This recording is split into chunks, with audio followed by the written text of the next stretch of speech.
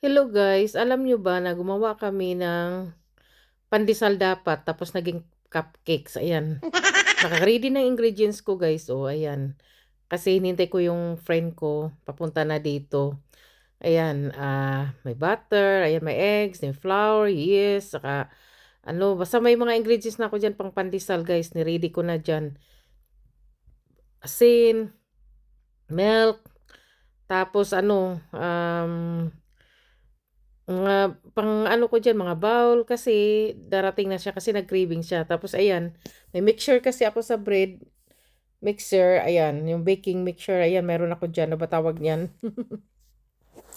Tapos habang naghintay ako, nagsasampay muna ako. Tapos ayun, wala pa siya, nagpainit ako, nag-warm ako ng milk. Ayan, i-warm kasi ang milk. Lagyan ko ng 100 ml na water. Tapos nag-warm ako ng butter. Madali lang kasi yung pandesal, guys. Ayan, oh, hinalo ko na yung, nilagyan ko na ng yes, yung, yung wet ingredients, yung milk na warm milk, tsaka yung pandesal, ayan, oh. Tapos nilagyan ko siya ng tawag yan, OB flavor kasi yan eh. So, inaano-ano ko muna siya diyan. Susukay-sukay ko muna parang matunaw yung yes ba, parang mag-rest. Tapos nilagay ko na yung eggs, ayan. Tapos yung 1 teaspoon na tawag yan, yung flavoring lang siya na OB. Kasi OB pandesal dapat ang gagawin namin diyan, guys. Ayan. Tapos flour, ayan. Yung flour na yan guys, ay nakakatawa yan. Na-find out ko na lang yan, huli na. Ano pala siya, glutinous rice pala siya. Akala ko all-purpose flour, pang bread, hindi pala. Kaya pala dikit ng dikit. Kaya nagkamali ako. Ayan, nilagyan ko na siya ng half teaspoon ng salt.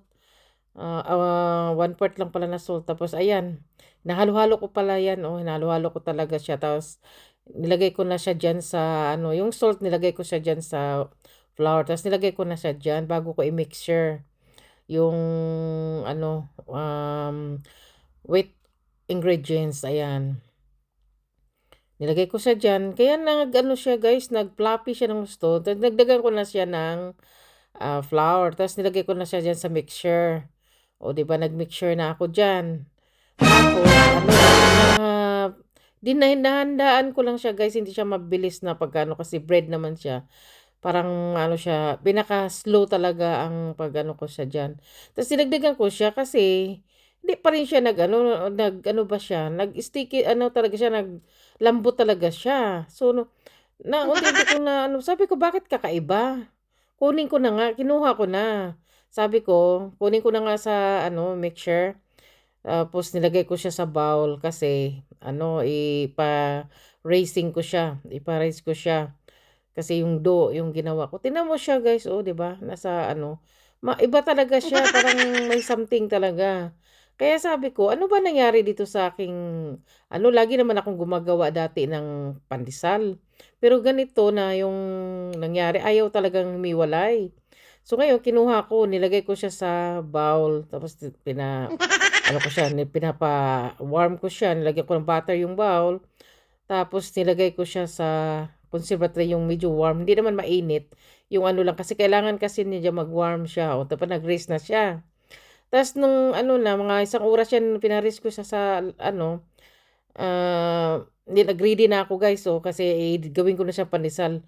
Napansin ko, ayan, naka na yung breadcrumbs, tapos cheese, yung fill-in, kasi ilalagay ko na nga siya, kasi gagawin ng pandesal. So ngayon, naka-ready na ako, naka na ako diyan, oh, nilagay ko na diyan. Paglagay ko diyan, guys, dumidikit. Ibang-iba siya. Sabi ko, "Hala, bakit nangyari dito? Bakit dumidikit sa gloves? Dati hindi naman siya dumidikit sa." Sabi, kulang ng oil? Kulang ng Hindi naman kasi, hindi naman ako alam ko na ingredients diyan eh. Tapos, ay nako, tinapon ko yung gloves ko. Ang ginawa ko, kinukutsara namin, nilagay na lang namin diyan sa cupcakes na tray. Tapos ayan, nilagyan ko na lang cheese.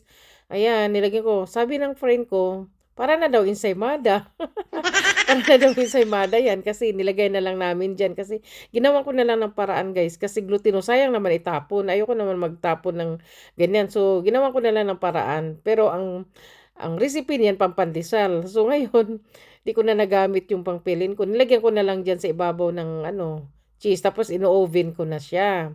O, 'di ba? Luto na siya, guys. O, ayan. Luto na siya, hindi pa nga natunaw yung ano, o yun, o, yung friend ko nakatapos lang namin mag-lunch, nagkanda paso-paso na kasi nag-craving ng pandesal. Ayan, kinain pa rin niya. Lagi niya sinasabi na ano, busog daw siya, tapos hindi daw niya naintindihan ang lasa. Tapos pangalawa pa nga siyang kuha, o, ayan, sabi ko, bumukod ka nga ng plato kasi yung ano namin nagsama-sama na kaya din niya nalasahan. So kumuha siya pangalawa na niya yan. Yan nilagyan niya ng ano, nilagyan niya ng ano yan ng OB jam tapos cheese. Doon na niya na ano na oh masarap na. Kasi hindi pang pandesal kasi yan eh. Tapos sabi niya ay masarap na o di ba? O di kain siya ng kain diyan. Nag-craving kasi siya ng pandesal. Sabi ko sige gawan kita niyan oh. Punta ka dito, gawa tayo kasi wala si Abby dito. Nag-work travel sa Wednesday pa darating. So gumawa kami ng ganyan, oh. Ayun talaga, kain pa rin siya ng kain. Tapos reklamo sa reklamo na busog na daw siya. Pero kain pa rin siya ng kain. Tapos natatawa na ako, ayan, okay na daw. Yung itsura niya. Tapos ayan, oh, natawa ko dyan, kinuha sa gitna. Sabi ko, ano ba nangyari dyan? Para namang ang gitna lang ang masarap. Magkaparehas lang naman yan.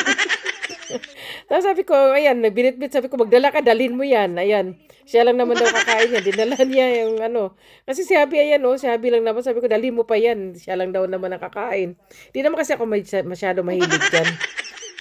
Gawa na lang ako next time ng pandesal, proper talaga pandesal. O, ayan, uwi na siya.